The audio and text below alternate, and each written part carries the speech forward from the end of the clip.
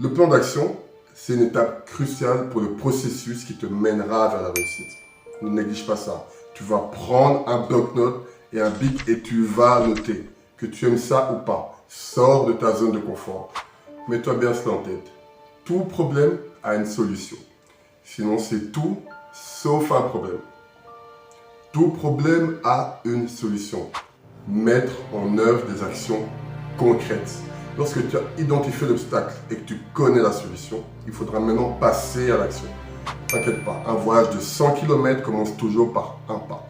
Je continue ce que j'ai commencé et je subis le choc émotionnel de mon propre changement.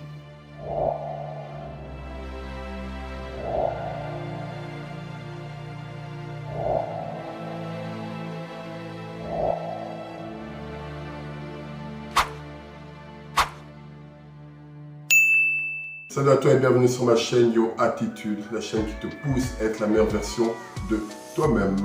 Si tu ne me connais pas encore, appelle-moi Mr. Biffs. Je suis serial entrepreneur, motivateur, également activiste de l'éveil de conscience. Des obstacles sur le chemin de la réussite, tu vas en rencontrer mais plein. Il faudra savoir les identifier et savoir les surmonter. Donc identification et solution.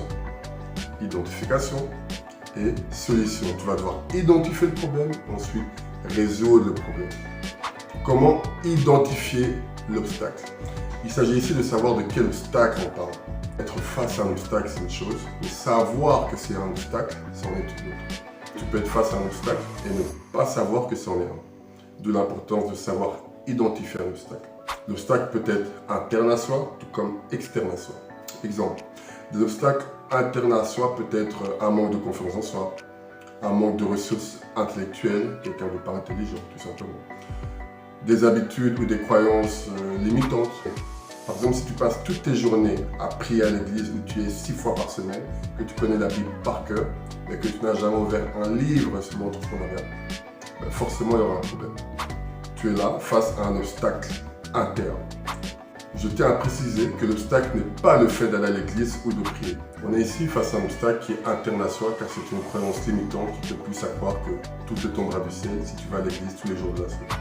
Or, en allant à cette fréquence, tu n'auras tout simplement pas le temps de faire quoi que ce soit d'autre sur le côté.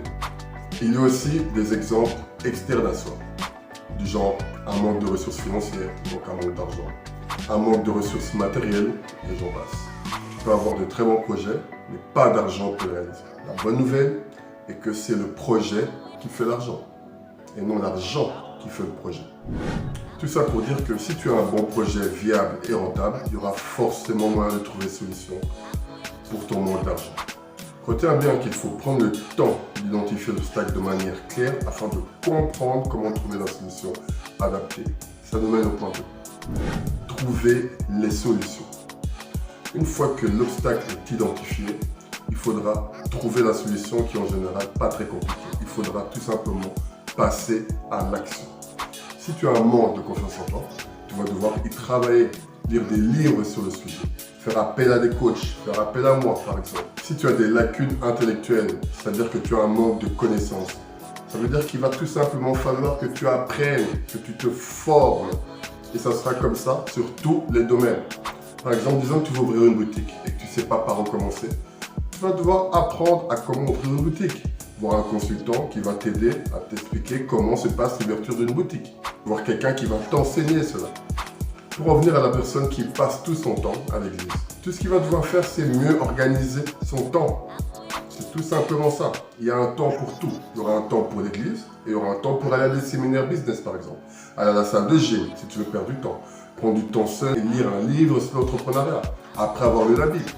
Si par exemple tu as un manque d'argent et que tu as un bon projet, tu iras vers des personnes qui t'apprendront comment faire des levées de fonds, comment obtenir des prêts, comment obtenir des subventions, des dons. Il y a plein d'organismes qui existent juste pour te faire des dons pour que tu puisses devenir un bon contribuable. Il faut être au courant de ce genre de choses. Petit clin d'œil à Kobo Hub, qui est un grand incubateur à Kinshasa, qui aide énormément de jeunes à ce sujet, de A à Z. Tout ça pour dire que derrière chaque problème, il y a une solution. Mets-toi bien cela en tête. Tout problème a une solution. Sinon, c'est tout sauf un problème. Tout problème a une solution. Maintenant, trouver la solution, c'est une chose, mais la mettre en œuvre, c'est une autre. Ça nous emmène au point 3. Mettre en œuvre des actions concrètes. Lorsque tu as identifié l'obstacle et que tu connais la solution, il faudra maintenant passer à l'action. Mais comment passer à l'action? Sois attentif. Tu vas devoir prendre des mesures concrètes pour changer les choses. Je dis bien, prendre des mesures concrètes. Tu vas prendre un bloc-notes et un bic et tu vas noter. Tu vas noter. Tu vas devoir établir un plan d'action étape par étape. Un plan d'action que tu pourras réaliser petit à petit, mais qui te permettra de prendre la nouvelle direction que tu veux prendre. T'inquiète pas, un voyage de 100 km commence toujours par un pas. Le plan d'action, c'est une étape cruciale pour le processus qui te mènera vers la réussite. Ne néglige pas ça. Tu vas prendre un bloc-notes et un bic et tu vas noter. Que tu aimes ça ou pas, sors de ta zone de confort. Tu vas noter un plan d'action réalisable. Donc ne note pas quelque chose que tu ne vas pas réaliser, sinon ça va te démotiver. Note étape par étape ce que tu as à faire et réalise-le petit à petit en fonction de ton temps et de ta discipline. Mais il faut absolument que tu fasses tout ce que tu noteras. Par exemple, si tu veux perdre du poids, tu vas noter toutes les étapes du processus qui va t'emmener à ta perte de poids. Exemple, jour 1, manger telle chose. Jour 2, aller à la salle de gym.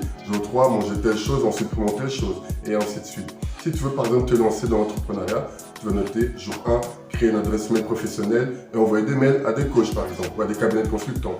Jour 2, aller à une séance d'information chez un incubateur. Jour 3, m'inscrire à telle ou telle formation. Jour 4, finir le premier chapitre de la formation en ligne. Jour 5, acheter un livre sur le mindset.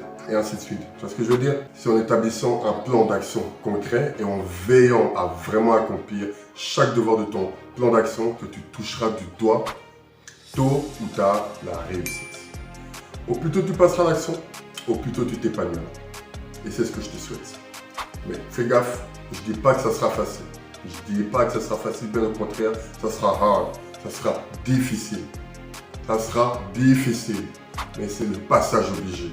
C'est un passage obligé par tout le monde passe si tu veux réussir, si tu veux faire partie des 1% des gens qui réussissent sur cette terre. Ça nous emmène au point 4, la persévérance et la résilience. J'espère que tu sais ce que ça veut dire la résilience. Si tu ne sais pas, tu peux tout simplement aller regarder ma vidéo précédente, que je n'ai là, qui apparaîtra là ou en description, que je mettrai. J'en ai parlé et je l'ai expliqué. Ou tout simplement, je peux te l'expliquer ici.